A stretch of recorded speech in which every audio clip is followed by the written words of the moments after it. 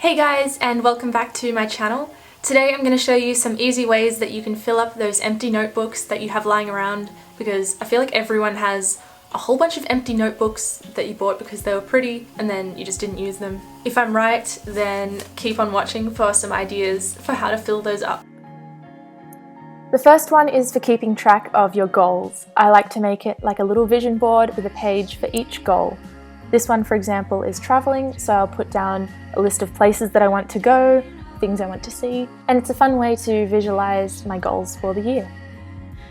I also like to write down my favorite song lyrics. These are some of my favorites. Most of them are by Lorde because her lyrics are just incredible. The next idea is a garden planner. I find it useful to separate into spring, summer, autumn, and winter planting, and as well as writing little notes such as when you sowed certain seedlings or what you want from your garden.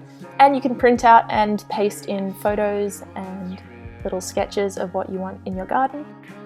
The next is a booklet for all your swatches of fabric or craft paper. For me, I have heaps of fabric and it's really good to have a little square to see, like at a glance, all the different kinds of fabric that I have so that I don't buy more than I need. Another idea is to keep a progress log of a project that you're working on. For example, if you're renovating a house or redecorating or working on something really big, you can keep a progress log for inspiration pictures as well as to-do lists, checklists, shopping lists, all the lists, that kind of stuff. It can be really motivating to have one place for all the information that you need. The next idea is a seasonal art journal. Here I'm doing some little doodles and drawings of my favorite season, which is autumn, and it's just a fun way to keep yourself inspired and keep yourself drawing, because sometimes it's hard to find inspiration to draw. These are some of my favorite autumn things. The next is a trip planner. For example, this one is a trip that I'm planning to go to Melbourne, which is a city near Sydney, and so I've just planned out some of the places I want to go with photos, and I've also torn up a map, for the aesthetic. And it's just a fun way to visualize where I want to go. Another idea is to have a calligraphy notebook. You can get these printables online for free, and it's a good way to practice your calligraphy. I've got some brush pens, which helps a lot as well.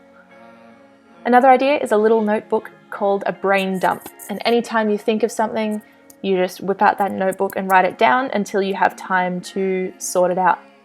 I like to do this when I'm working on assignments and my brain is distracting me with all the different things that I wish I was doing, so I'll write it down in the brain dump notebook and then I'll get to it after I've done the assignment as like a reward to myself. The next idea is for when you're feeling kind of down, get yourself a candle and some tea and write down all the things that you're grateful for.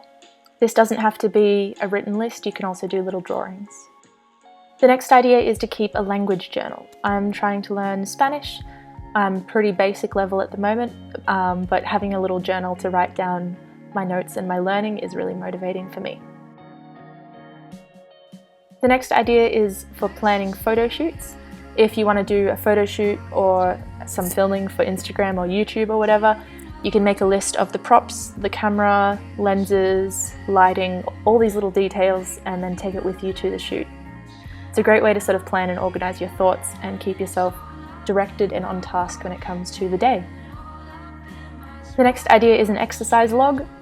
Pretty self-explanatory, you just log in the different exercises you do, how many reps and sets, and all that. The next idea kind of ties in with the previous, and it's a food log. If you're trying to eat healthier or gain or lose weight, it can be good to keep track of the food that you're eating and just be aware of what you're eating. The next idea is a quotes journal. If you're religious, it could be quotes from your religious text. I literally couldn't think of anything on the spot as I was filming this. But just when you come across really good quotes that you're like, wow, I like this, you can write it in your quotes journal. The next idea is a list of craft projects that you want to try. I turned this into a visual sort of list. I printed out images from Pinterest that I wanted to try, and to kind of action those and make them, a little bit more attainable, I've put a list next to it of everything that I need to buy.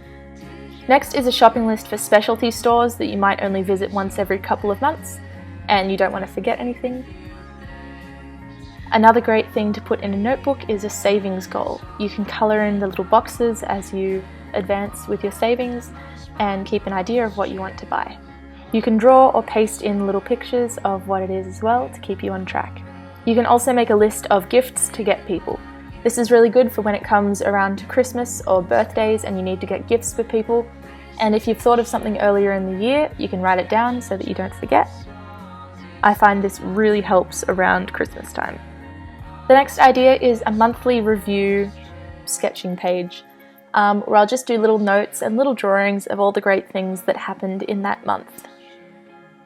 So for example, this is a quick look at my April. So that means in a year you'll just have 12 pages in a sketchbook that you've used, so really you could have a sketchbook that spans several years that you're able to just look at all the highlights of those months.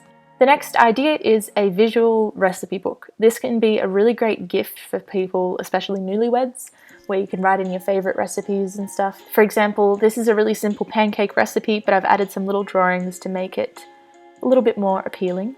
And as you can see on the left is just the inspiration image that I used because I found this idea on Pinterest.